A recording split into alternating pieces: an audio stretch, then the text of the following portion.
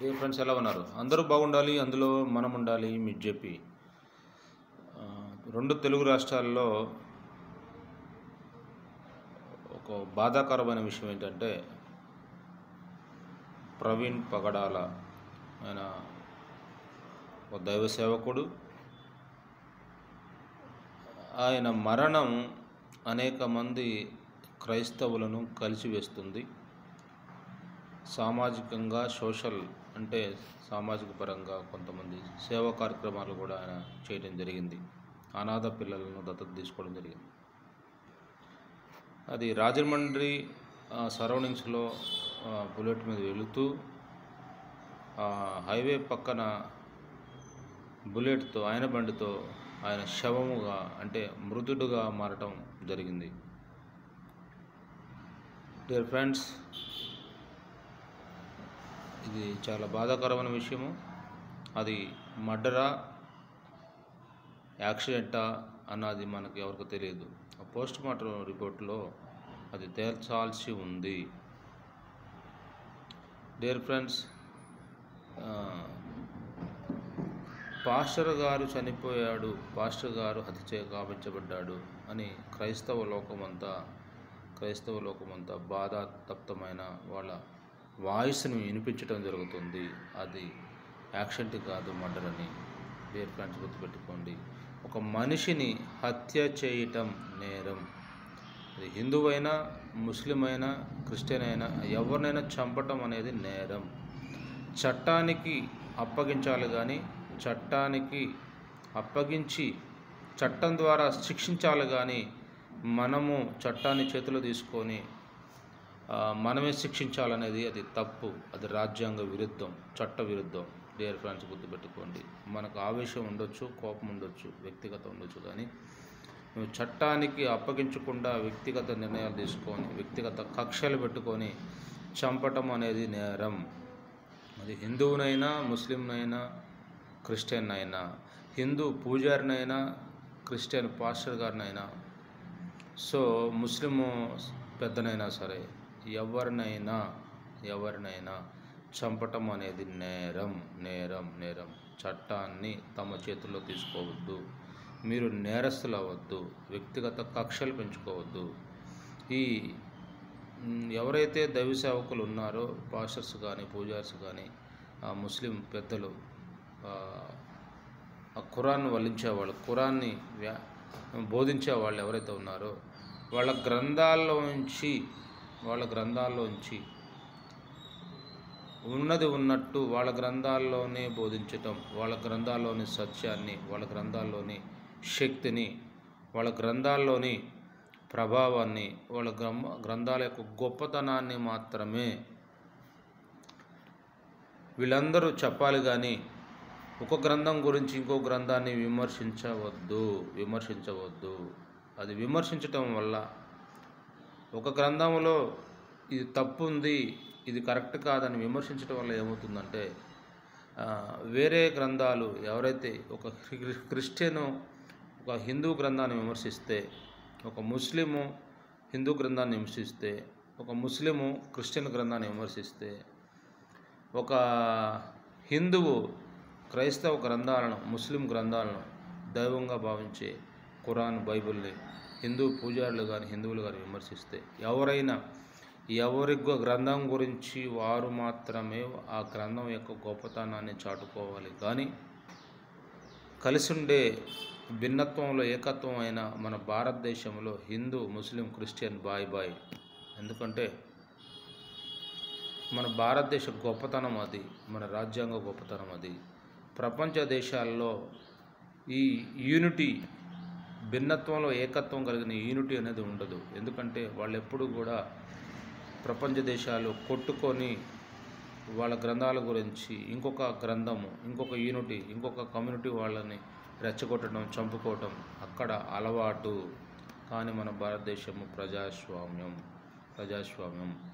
So మన గ్రంథాలు ఏవైతే ఉన్నాయో ఆ గ్రంథాల గొప్పతనం, హిందూ గ్రంథం గొప్పతనం, క్రిస్టియన్స్ బైబిల్ కొన్న గ్రంథాల గొప్పతనం, ఖురాను ముస్లిం గ్రంథాల గొప్పతనం, ఆ గొప్పతనాన్ని, దాంట్లో ఉన్న సత్యాన్ని, దాంట్లో ఉన్న నీతిని, నిజాయితీని, న్యాయాన్ని మీరు ప్రచురించాలి కానీ, బోధించాలి కానీ, వ్యాఖ్యానించాలి కానీ, ఇతర గ్రంథాల గురించి సద్విమర్శ చేసి, దూషించి, హేళన చేసి తక్కువ చేయటం అనేది అది కరెక్ట్ కాదు.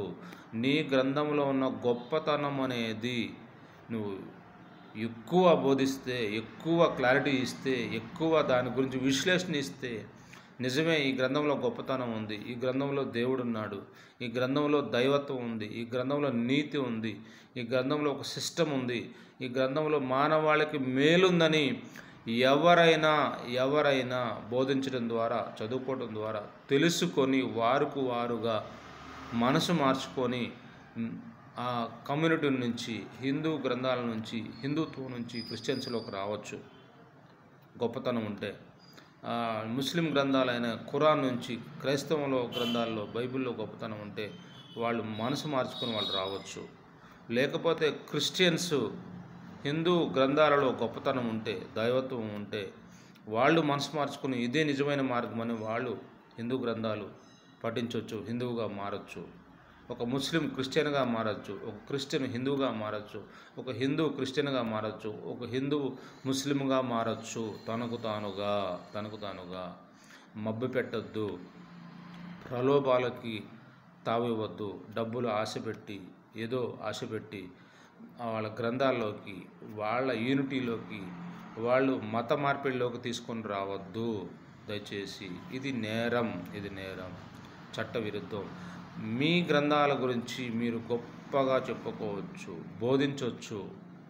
బోధించవచ్చు, ఇంకా ఎక్కువగా మీటింగ్స్ పెట్టవచ్చు, ఇంకా ఎక్కువగా ప్రచారం చేసుకోవచ్చు, మీరు పాపులారిటీ చేసుకోవచ్చు, ఇంకెక్కువగా ఎంటర్టైన్మెంట్ చేసుకోవచ్చు, ఇంకెక్కువగా సోషల్ మీడియాలో కానీ ఎక్కడైనా నువ్వు చెప్పుకోవచ్చు. నీ గ్రంథం గురించి నువ్వు గొప్పగా చెప్పుకోవచ్చు. ఎవరి గ్రంథం గురించి వాళ్ళు గొప్పగా చెప్పుకోవచ్చు. కానీ ఇంకొక గ్రంథం గురించి విమర్శించొద్దు, దూషించొద్దు, తక్కువ చేయొద్దు. భారతదేశంలో రాజ్యాంగం ఉంది, ఇది ప్రజాస్వామ్య దేశము. సో వాళ్ళ గ్రంథాల గురించి చెప్పుకునే అవకాశం ఆర్టికల్ 28, ఆర్టికల్ 25 వీటిలో చెప్పబడింది. మీ మత గ్రంథాలను మీరు బోధించుకోవచ్చు, ప్రచారం చేసుకోవచ్చు. బాహాటంగా సెక్యులర్ కంట్రీ అని మనం చెప్పుకోవడం జరిగింది. డియర్ ఫ్రెండ్స్, గుర్తుపెట్టుకోండి. ఇలాగా ఈ హత్యలు అనేవి వ్యక్తిగత ఆలోచనకు వెళ్ళి ఈ పాస్టర్ని చంపాలి, హిందూ పూజారిని చంపాలి, ఈ ఖురాన్ బోధించే వ్యక్తిని చంపాలని వ్యక్తిగత కక్షలు పెట్టి మీ కుటుంబాలకు దూరం అవ్వచ్చు. ఎందుకంటే నువ్వు ఆవేశంలో చంపితే, ఆవేశంలో ఆ పని చేస్తే నీ కుటుంబం రోడ్డున పడుతుంది, నీ కుటుంబాన్ని చూసే దిక్కు లేదు, నీ కుటుంబంలో పిల్లలు అల్లాడిపోతారు, నీ భార్య అల్లాడిపోతుంది, వృద్ధాప్యంలో ఉన్న నీ పిల్లలు అల్లాడిపోతారు, వృద్ధాప్యంలో తల్లిదండ్రులు అల్లాడిపోతారు.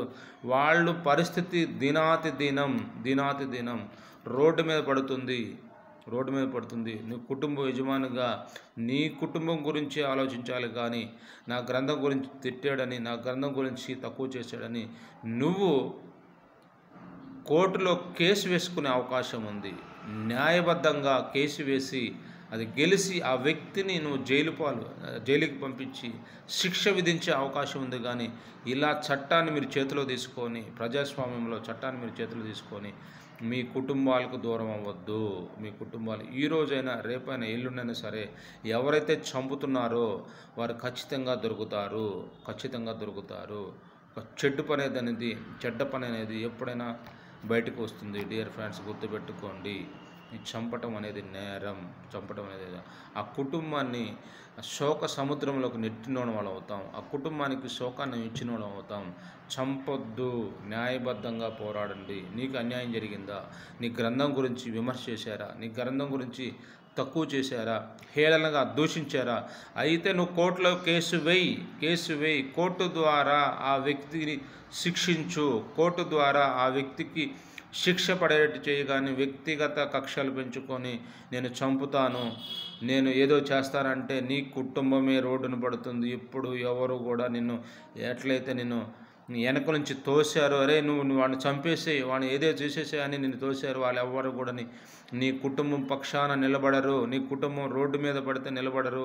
నీ పిల్లలు అనాథలైపోతే నిలబడరు. నీ తల్లిదండ్రులు అనాథలైపోతే నిలబడరు. నీ భార్య బిడ్డలు అనాథలైపోతే నీ వెనక ఎవరైతే చూశారో మేము ఉంటాం, మేము చూసుకుంటాం కానీ అన్నారో వాళ్ళు ఎవరు కూడా నీ తరపున నిలబడరు. నువ్వు జైలుకి వెళితే, జైలు పాలైతే. డియర్ ఫ్రెండ్స్, గుర్తుపెట్టుకోండి, ఇది అన్యాయం.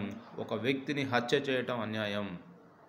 అది క్రిస్టియన్ పాస్టర్ అయినా, హిందూ పూజారైనా, హిందువునైనా, క్రిస్టియన్ అయినా, ముస్లింనైనా, ఎవరినైనా హత్య చేయటం అనేది అన్యాయం. అది చట్ట విరుద్ధం.